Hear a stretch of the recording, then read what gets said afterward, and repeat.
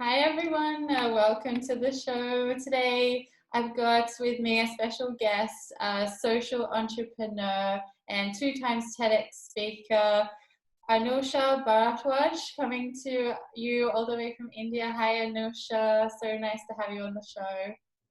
Hi, Bianca. Thank you so much for having me. No worries. So, you at the moment are an advocate for gender equality. I'll read your bio out because I thought it was quite beautifully read. Anusha believes in the power of girls to transform communities and nations. It is with this conviction that she leads a group of passionate individuals at Voice for Girls, a social enterprise that educates and empowers marginalized adolescents girls with a vision to eliminate gender equality and violence. Tell us a little bit about your journey and about Voice for Girls.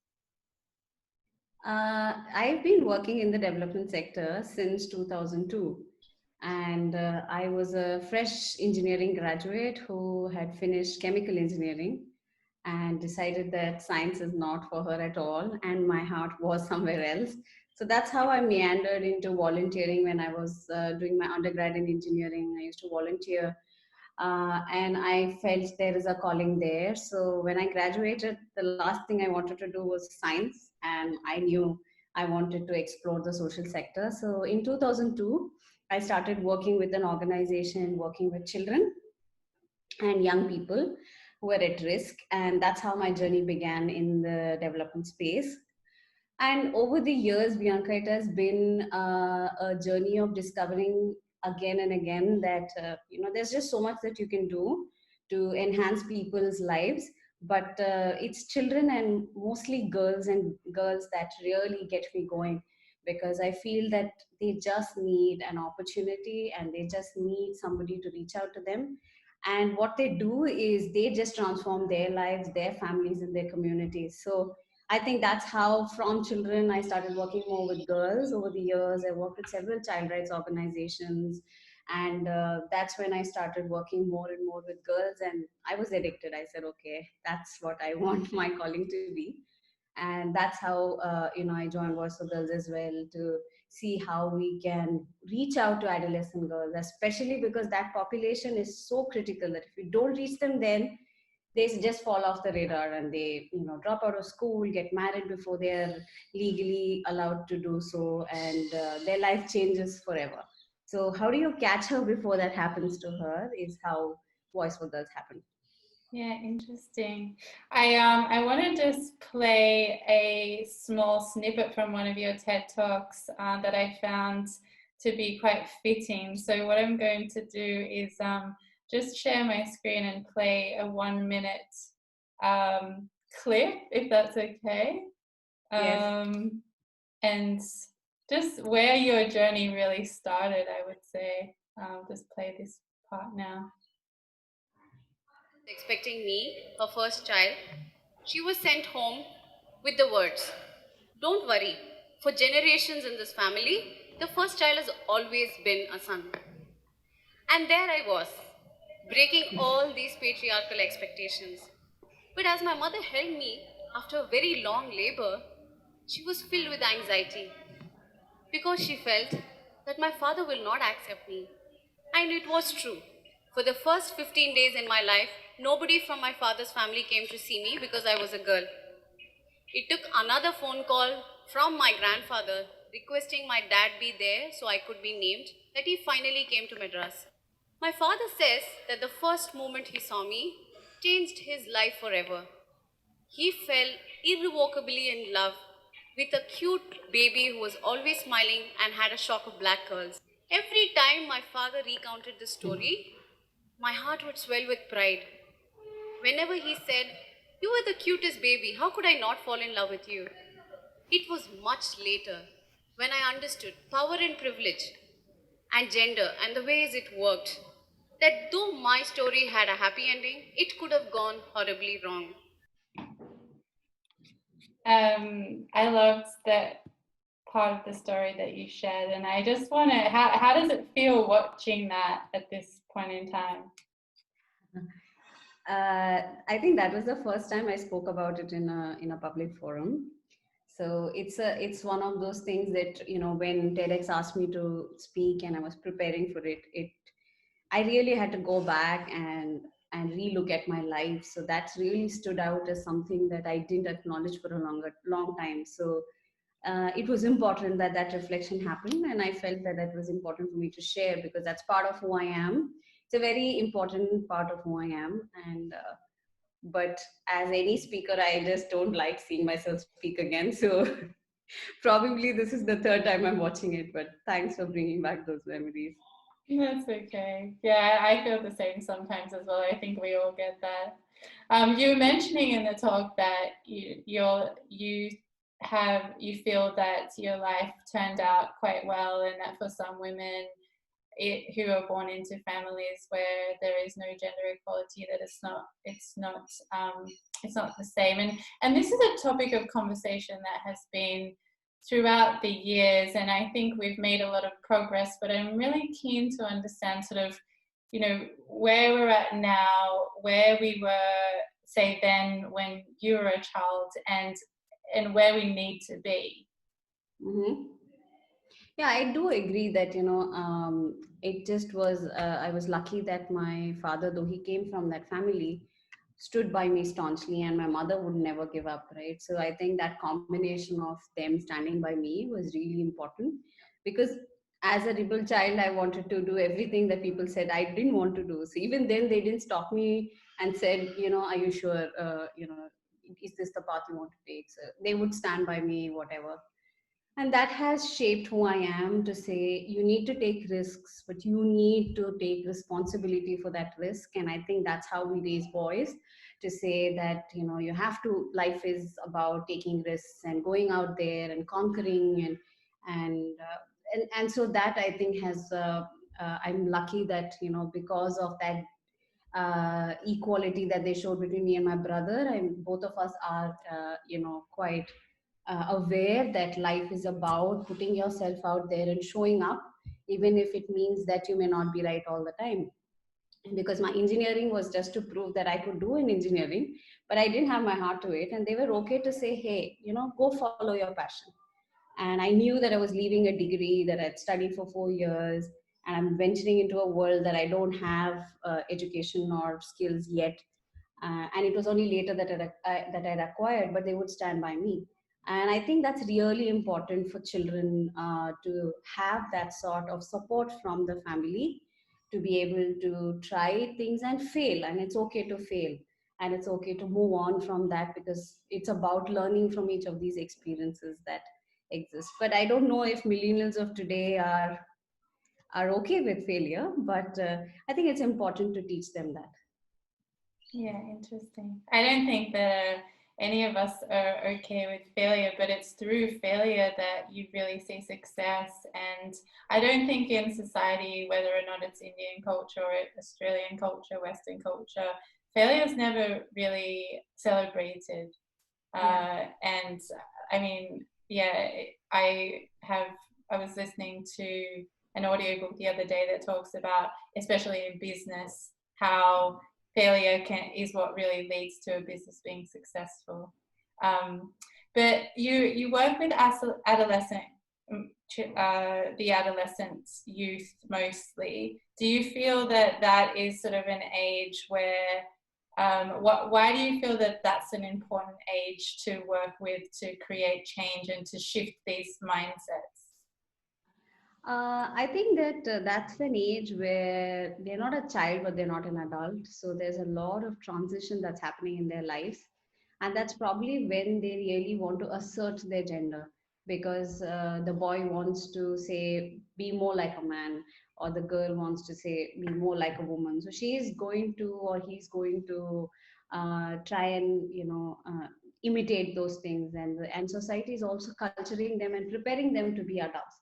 Now, the adults that we want to see in the world should be adults who are gender equal. So that age group is important to capture, because they are exploring gender and sexuality at that point. It's sort of seeping in a little bit more.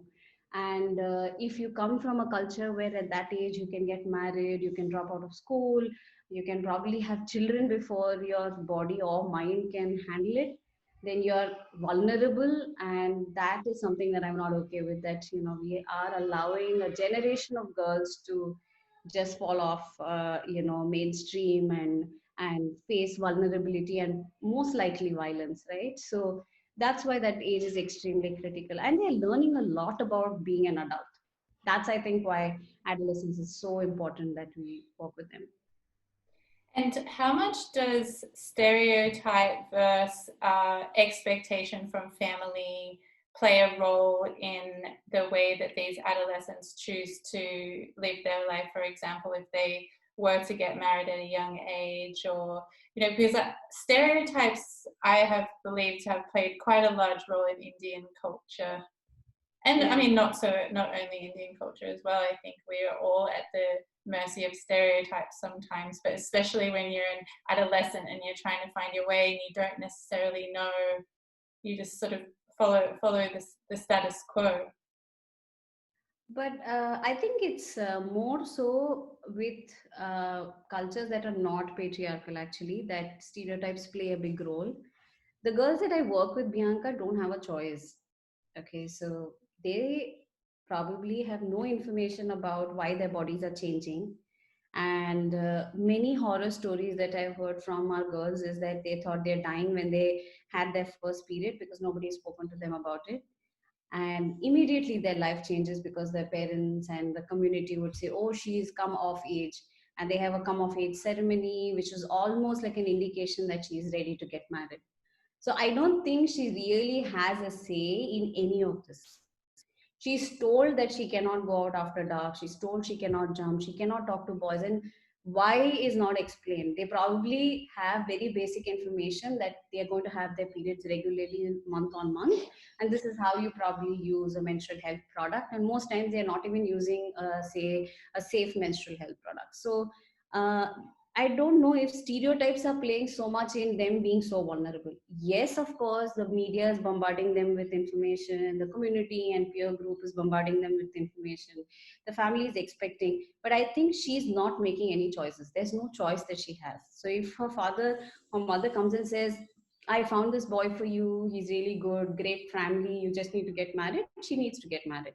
She probably doesn't even have choice of the partner that she wants to marry. So I think that vulnerability is very, very accentuated in some cases like this, right? So most adolescent girls from marginalized communities face the same problem. That their life choices are taken away, people are making decisions for them. They have nobody to tell them why it's happening. So they go from being a girl who's like, you cannot talk to boys, you cannot go out, you have to start working at home, you have to start preparing for having your own family. Suddenly she's shown this boy and she has to have sex with him, and expectations that she would have a child within the first year, and sexual reproductive health conversation will never happen, right? So I think it is only from a little bit of privilege that we start understanding stereotypes and understanding how to imbibe them and sort of make life choices from them, which is also not healthy if you're not able to help the child break the stereotypes. I agree. But in the cases of the girls that I work with, there's really no life choice. It's all made for them. And is that perpetuated by family values? So is there a strong family value system of not really wanting to let the family down, or not really wanting to disappoint? I don't know if she has a say at all, right? So in the sense that they everybody in the community marries early. All the girls in the community marry early. So there is one no sort of red flag of why it happens. And second, I don't say all parents are just doing this to exploit their girls or whatever. So they also really sometimes lack choice.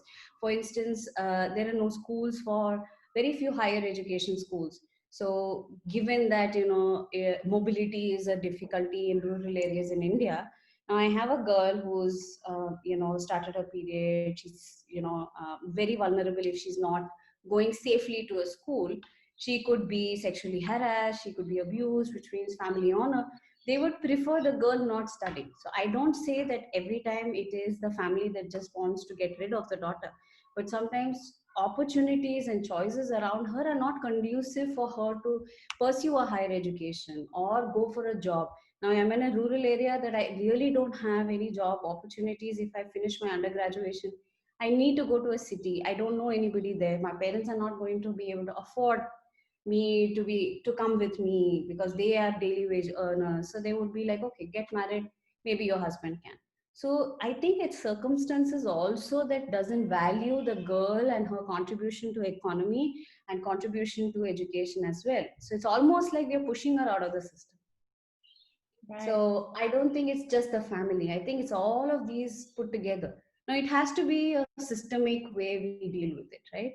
You should have more higher education facilities that have residential options for girls who come from such communities. You should, then parents will not want to, get the child married. They'll be like, okay, study till you can. So how do you make that transition is when there is a systemic overhaul of these things. Interesting. And so, given your experience in this space, how did you formulate the programs that you currently run at Voice for Girls? So what we've decided as an organization is to keep the mission to adolescents. Initially, we were working only with adolescent girls, but now we've expanded our program even to cover adolescent boys, and I'll get to that in a bit. But mostly, we believe that adolescent girls, especially around puberty, are extremely vulnerable. So if they're in school, they're already very vulnerable to drop out. So how do we engage with them while they're in that age, tell them what's happening to their bodies and what, with that physical change, what are the social and cultural expectations that they're going to have and how to handle it? What does the law say? What are their rights? How to be safe? How do you keep yourself safe from violence? How do you understanding sexual and reproductive health, understanding gender and sexuality? Just giving the girl this information is powerful. So now she knows that if a girl in her community was married before 18, it is against the law, and that she has a recourse by calling a child helpline and opposing it, or bringing the community together to say, what we are doing with the girls is not right. That is power. Nobody has spoken to her about it. So that's our mission, to really go out to government schools, government residential schools, communities where we can access marginalized adolescent girls and give her this information around her health and safety, rights, how to plan her future, and not just keep it to her, but how does she become then a peer leader in her community, so other girls who are unable to come to our camps can get it. So it's a circle that we want to bring together through our programs. And we've worked in several states in the past, but we keep our programs active to Telangana, a state in South India. And we've reached out to a total of about 84,000 adolescent campers across 8 years that we've worked. And if not for the COVID, we would have hit 100,000, but we're inching ourselves there through different forms. But we realized somewhere, a couple of years ago, that if we really want to make it a holistic way we look at gender equality, we can't ignore the boys anymore. We need to bring them into the conversation. So we've also started working with adolescent boys over the past few years. Yeah, nice. That was going to be my next question, because I saw your Boys for Voice program, and how can we really lift up one group of people without the support of another. So yeah, I'd love to hear more around how you're engaging boys in this conversation as well, and what kind of a journey that's been like. It takes me back to a time when I was in Nepal actually doing a similar project, and I remember being in a school and they started talking about menstrual health, and all the boys were just like, laughing about it. But I think that that's just the conversation that it needs to be had amongst everybody, because the more that it's kind of thought of as this taboo or something not to speak about, the more people feel ashamed about it, and it's something that happens to all women. That's true. Actually, what we try even with the girls is to desensitize, menstruation. That there's nothing. It's natural. It's normal. It happens to girls, many girls and women, most of their lives. And how do you have that conversation without breaking into giggles, right? So a lot of our work goes, Bianca, and I also wanted to share that the way we are able to reach out to very rural and remote schools is because we work with young college graduates who come on social internship journeys with us.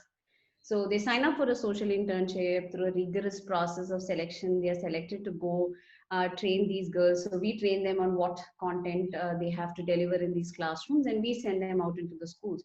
So our first level of work is actually working with young college students who, ideally you would think that they would have had this education, but we realized after working with almost 3,500 young college graduates that they also don't have much information about sexual reproductive health or violence.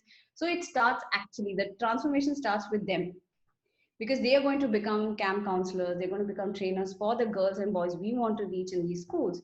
So the work starts with them to say this is natural and normal, and you need to have this conversation without having any shame. How do you take away the shame and stigma from such a conversation? So a lot of our training first goes into preparing them to translate that into the classroom. So once that is done, we realize that when they take this information to the classroom, they are also passing on that same message of there is no stigma and shame. Let's have an open conversation. And because they are young college students, our boys and girls are also very open to have this conversation because they're not getting judged. There's a lot of our training that goes into making our trainers and our camp counselors approachable, that you can't judge. If a child comes up and has a question around it, you can't judge the child. You have to have an open space where the child is able to open up and ask all of these questions, because this is probably the first and probably the only space they're going to get to have any discussions around it. So there is importance in having that safe space to do that work. So the classrooms, all our voice classrooms are enabled to have those safe conversations. So that's how we've been able to bring the same ideology to the boys as well. And in fact, with the boys, it's really interesting because they are so curious, because nobody would talk to them about what's happening with the girls, right? So at least the girls, there would be an elder sister or the mother who would have probably had some conversation, or a friend in school who's already got her period. But the boys, it's such a hush that they really are like curious and are lapping as much information as they can regarding menstruation. We have very interesting experiences with the boys, I must say.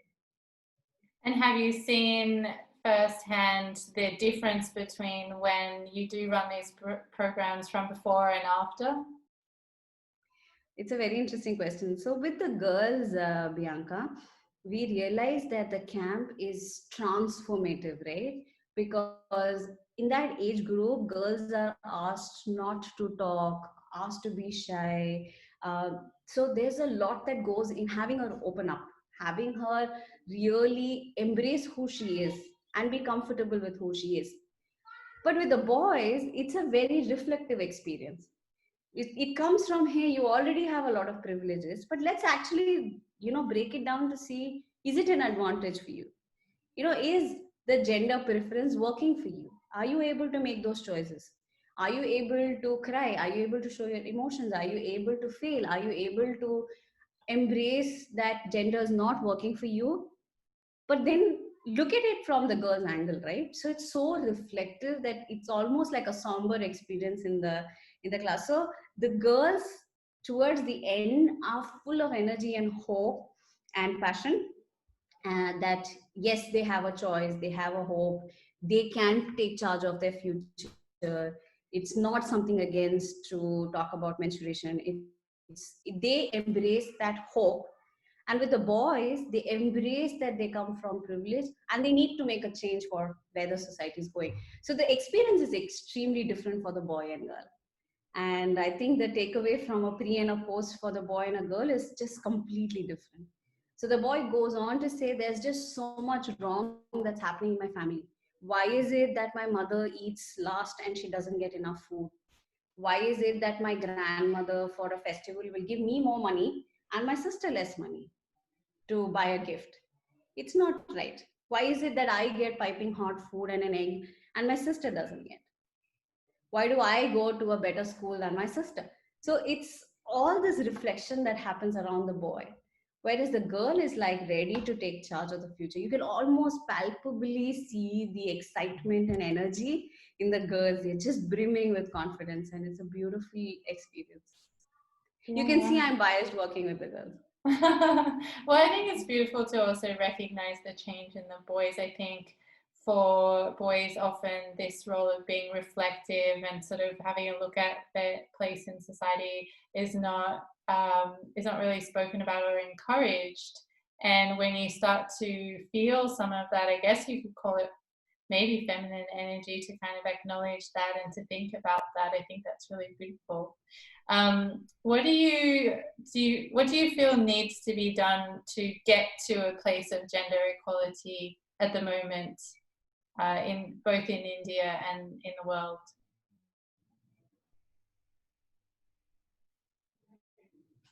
That's such a great question, Mayanka. I wish we had three formulae to fix the world.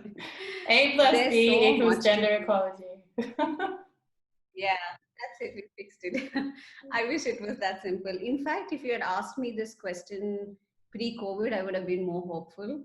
But I feel that this whole COVID has shown that there's a long, long way to go. Irrespective of where in the world we have been, we realize that women have had it bad during this time.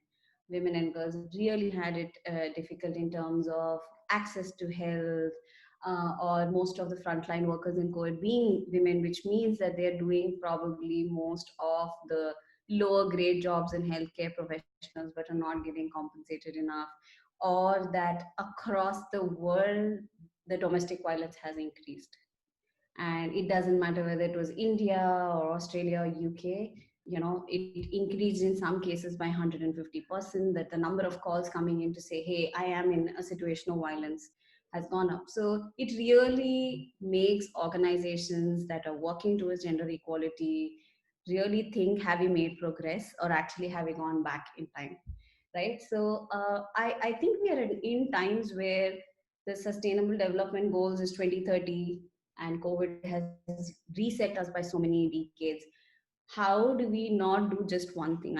I wish I can say, let's work with children from a young age, let's work with adolescents, but I think we just need to do a lot of things simultaneously now. There is requirement for governments to start thinking about policies that are, furthering gender equality. SDG 5 has to be taken extremely seriously, percolating down to the grassroots levels, where we are talking about social, economic, and cultural empowerment of girls and women. I think that whole, again, we need to just come back the circle to see where all we are going wrong. But I would say for organizations like us, we really need to bring this girl as much information and skills as possible to be able to negotiate her future. That's, I think, the really the starting point.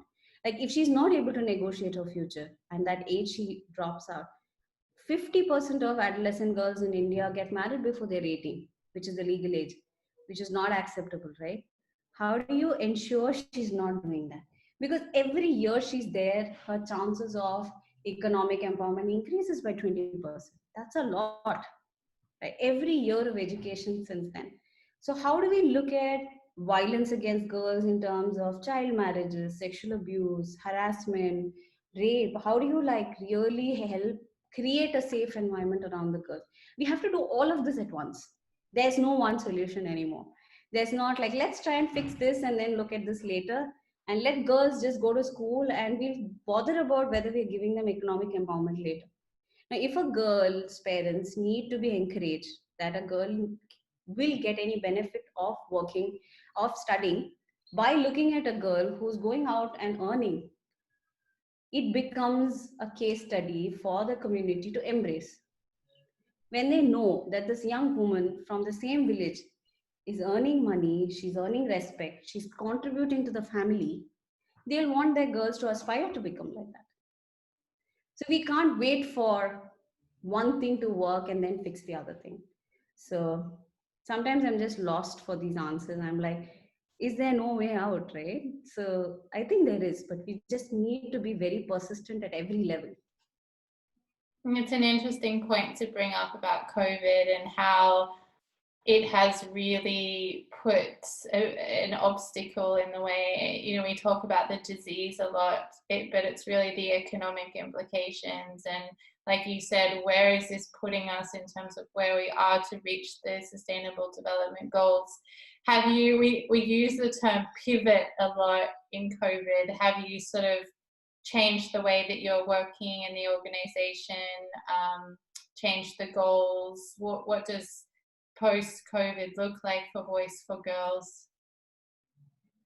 We, for I think couple of months, just we're grappling with what's happening. I think a lot of us went through, I think this is just going to go away, there's no point in changing. We still we had a lot of conversations about, do we do a mission drift, do we actually just work with anybody who has access to internet, any girl who has access to internet, because for a long time we've been getting requests even from you know privileged schools to say, hey, why don't you come and teach our girls? And we've said, no, we have very less resources. We will want to reach out to marginalized adolescent girls because that's our mission. So there were conversations around mission drift and should we just like pass over this phase? And I'm glad we stuck on to say no. But I think a couple of months in, we realized that we can't just wait for schools to reopen anymore, right? So though it is extremely difficult to reach out to girls that from rural areas and marginalized adolescent girls, because none of them own a cell phone. They probably use their parent or their older sibling's phone, and it's a family phone literally. So there's just so much around she getting access to that instrument that we had to work towards. So we've adapted our programs to online, almost to wait it out till schools reopen. I don't see us transition to an organization to have discovered that yes, we can go online and reach out. Yes, we can, but the most vulnerable populations we work with are still away from a cell phone, don't have digital access and networks. So she is the one who's most vulnerable to drop out, and we need to get to her. And I will not allow voice to drift to a point where we say we'll just do digital. But what it has shown us is digital is possible. So while the organization will still focus on the last mile, will focus on reaching out to the most vulnerable girls, we have an option of also expanding our reach by doing a digital medium. It's not the same. I don't think you can have sensitive conversations around violence or sexual reproductive health over a Zoom call, but we're trying to at least give as much information as we can, because if you wait for COVID to go away, which doesn't seem to happen anywhere in the world, many girls are going to drop out. They're going to get married, they're going to be in situations of violence. So that was not acceptable. So we have adapted, but we've also realized that a blended learning model is possible. So even if, say, tomorrow we go into a school, we have tools that are digitally or visually appealing for the child to see in a classroom. So I think we're going to get to a blended model, but some organizations will remain that in person, and I don't think you can take it away. And if you take it away, I think a lot of that spirit of a community coming together, and especially like you said, the solidarity of the feminine power cannot be replaced on a digital medium. So we've learned to adapt, we are surviving, but our heart is still in making those beautiful, magical in-person connections happening. Yeah.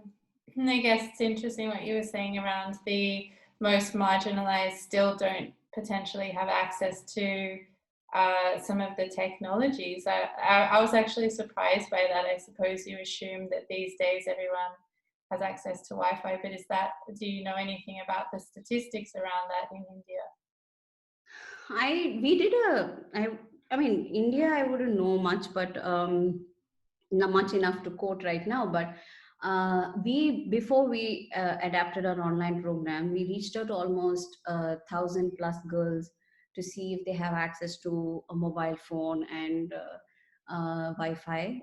Not even 50% of them have, and that too, they don't own the phone. See, a cell phone is not just a medium to stay in connection with the world, right? It's part of the control that families have over girls and women. That's an area that is not very openly spoken about, right? So if the girl, lot of the parents that we spoke to said, who are you? So there's a lot of vigilance around who this girl is speaking to, who this girl is contacting, what is the conversation she's having, and is she drifting away? And there's a lot of family honor in having her not be connected. So actually the girl who was in school and had a peer group is suddenly completely isolated at home, because even when we do sessions, sometimes a parent or a sibling is sitting right next to her, watching and listening to what we are saying. So the phone is not merely communication, it's control. So the girls do not have access to it. They don't own a cell phone, period. They don't own a cell phone. In fact, some of the young women we work with, we have several programs, we're also reaching out to young women from marginalized community. They don't own a phone either, because their families are worried that she will go astray, or she has a mobile phone where she can barely have 10 rupees recharge, or which is like just enough to give a phone call to say, can you come and pick me up? What does it mean? It just means that this is a medium where they can control the mobility, control the access the girl has to the outside world. And we've realized that not even half our girls have access even to a family phone. And we had to talk to the parents to say, we have permission from your school. And because we work with government schools, at least we have that one level of validation that we are a reputed organization. We help girls understand these things better. So there is access to the girls at that level, but it's just difficult. So there's a lot around control. It's a control. If I give a girl a bike, she can go out in the world. And as people who are traditional, we want to keep that control to ourselves. So that's, I think, an important dynamic that we miss out in this whole conversation. Yeah, interesting fact. And it really just goes to show how something as simple as having a cell phone or access to Wi-Fi can be a privilege. But I wanted to move on. You've done 2 TED Talks, so we watched one, and your other one is called Raising a Feminist. And as such an influential, empowered woman, I wanted to just talk on the idea of feminism and why it's still important in today's age. I feel like sometimes it can hold some negativity, but for me personally, I never have felt that. I felt like these conversations are why feminism is needed, because there are such gaps and women are still so vulnerable. I'd love to hear a bit more about that talk and about your stance on feminism and what the word means to you. I think it's a very powerful word that has all sorts of connotations, and it's sad that if you have to talk about feminism, you have to first define what it is, right? So we've come to a point where you say, "Hey, feminism is this for me, and this is why I stand for it," which I think is sad. But I think we've seen that girls and women are historically disadvantaged. And if you need to bring focus, you need something to bring us to that focus to say, yes, if you want equality of everybody, you need to start working with the most disadvantaged, which means you start working with girls and women, because they are way far off. They are just so far behind. Even in developed economies, like we're seeing the first time in generations where you have a female president or a prime minister, and US has not even seen that in I don't know how many centuries. So that's the reason why we need the term, because it brings focus to the fact that we are left behind, that girls and women are left behind in the conversation. And now feminism is also saying there are other genders who are left behind. So we've embraced a much larger context to say equality for all means more focus on a few people who've been left out of that game completely, right? So that's the reason why feminism is important, and I think we should embrace it without shame, because we need to work towards that. All need a focus. It does not mean that we want one gender to be more powerful than the other. This conversation is not about that.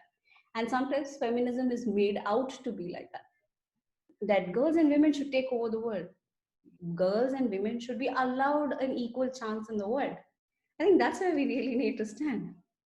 If we right now have this whole black and white photograph movement where there is femicide in Turkey, what are we talking about? A world which is equal? It is far from equal. right? So there's a long way to go for gender equality, and we need to start somewhere. And feminism brings the focus on where you need to start from. So when you say racial equality, you have to figure out who is left out of that race and bring focus on those groups if you have to look at racial equality. So you need something to bring us to that, right? So I think that's what the conversation was even in the TEDx talk, and the ideology within Voice for Girls is to say that we need to embrace feminism without shame. We need to start working with the boys as well as the girls, because in this conversation I don't think they are being spoken to at all. The boys are also not spoken to at all. They are just embracing these stereotypes and taking it forward with their own families, their own communities. How do we bring them into the conversation to say that's not okay?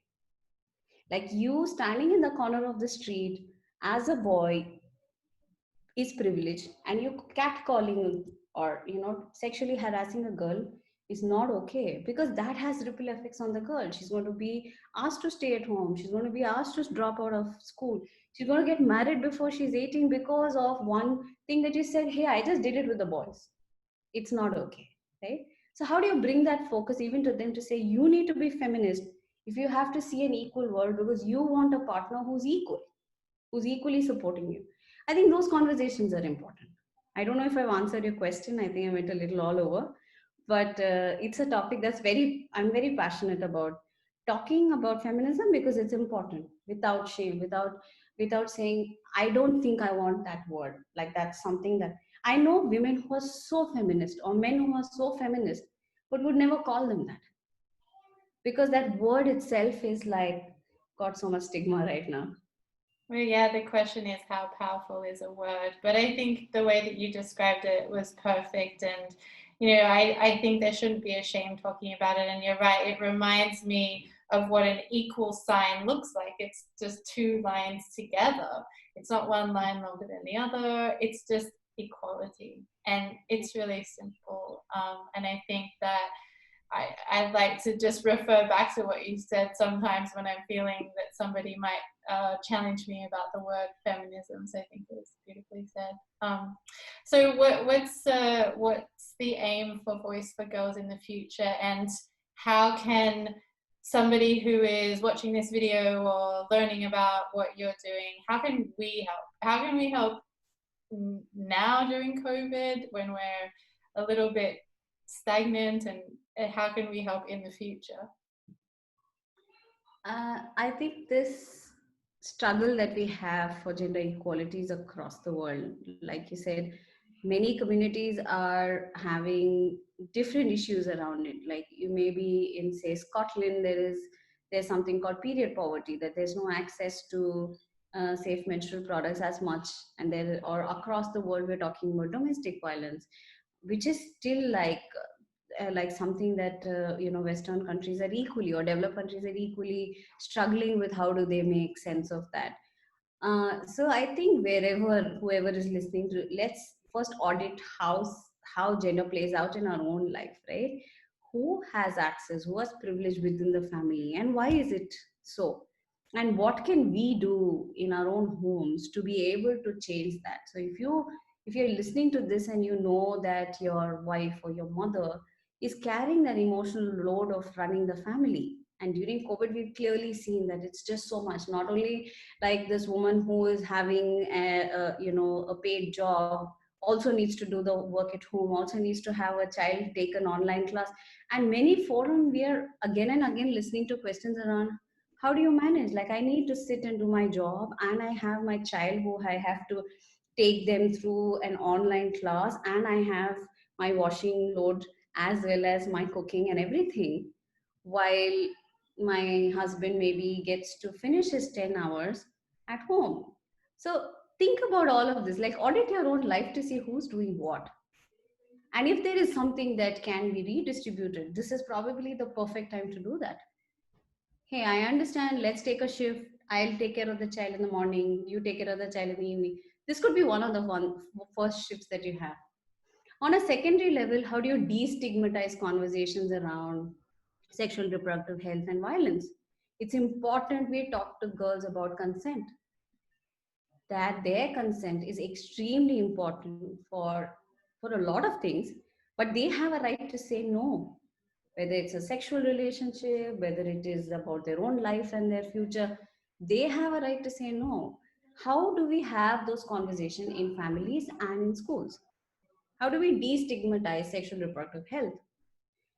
The other thing is to say that that traditional communities and communities around South Asia really are losing out on girls because they are disappearing.